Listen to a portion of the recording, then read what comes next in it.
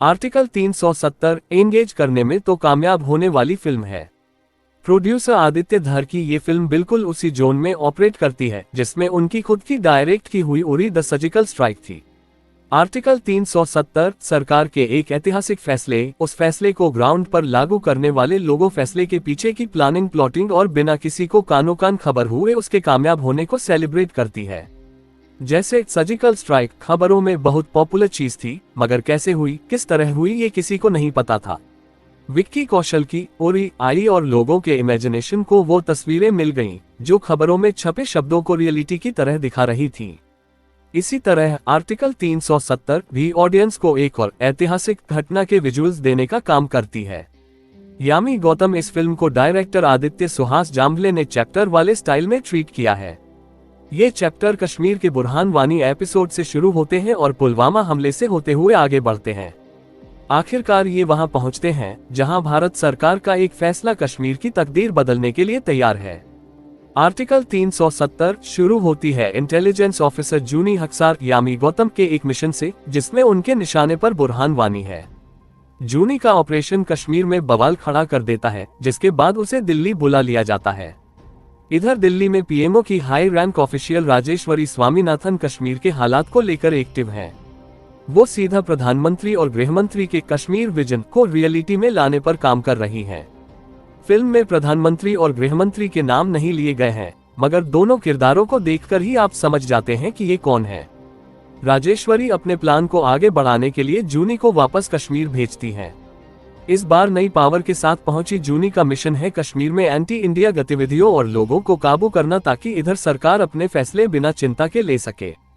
और फिल्म की एकदम शुरुआत में ही ये साफ हो जाता है कि जूनी इस तरह के काम में किसी भी तरह ढीली नहीं पड़ने वाली। एक तरफ आपको जूनी की नज़र से कश्मीर के हालात, वहां की पॉलिटिक्स और ब्यूरोक्रेसी पर कमेंट्री मिलती है।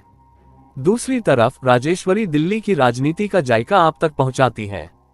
सेकंड हाफ में प्रधानमंत्री और गृहमंत्री की एंट्री के बाद फिल्म का माहौल ही बदल जाता है। ऐसा लगता है कि सारा फोकस उन पर पहुंच गया है, लेकिन ये तो होना ही था, आखिरी वो किरदार ही ऐसे हैं। भारत के गृहमंत्री अमित शाह की एक पार्लियामेंट स्पीच को जिस तरह रिक्रिएट किया गया है, वो फिल्म के नैरेटिव में काफी असरदार है। किरण करमारकर ने अपने जानदार काम से इस रोल में जान फूंक दी है। इसी तरह अरुण गोविल ने प्रधानमंत्री के किरदार को बेहतरीन संजीदगी के साथ पेश किया है। आर्टिकल 370 रियलिटी और फिक्शन के बीच की लकीर पर बड़ी चतुराई से चलती है। पॉलिटिकल समझ और असल घटनाओं को पूरे फैक्ट्स के साथ देखने वाले लोगों को फिल्म में बहुत गलतियां मिल सकती हैं, मगर ये तो अब हम सभी जानते हैं कि इस तरह की फिल्मों में फैक्ट्स वो आखिरी चीज हैं जिन पर फोकस किया जाता है।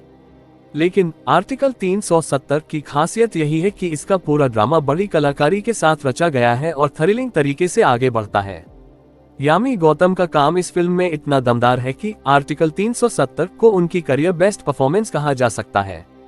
क्लोज अप्स में उनकी आंखें, चेहरे के एक्सप्रेशन और आवाज बेहतरीन असर करते हैं। राजेश्वरी एक रोल में प्रियामणि भी बहुत दमदार लगती हैं। वैभव तत्ववादी और राज अर्जुन की परफॉर्मेंस भी याद रहने वाली है। आर्टिकल 370 के पूरे नैरेटिव को बैकग्राउंड स्कोर से बहुत हेल्प मिलती है। सिनेमेटोग्राफी, साउंड और प्रोडक्शन के मामले में ये एक टेक्निकली सॉलिड फिल्म है और बहुत असरदार तरीके से अपने नैरेटिव को आगे बढ़ाती है।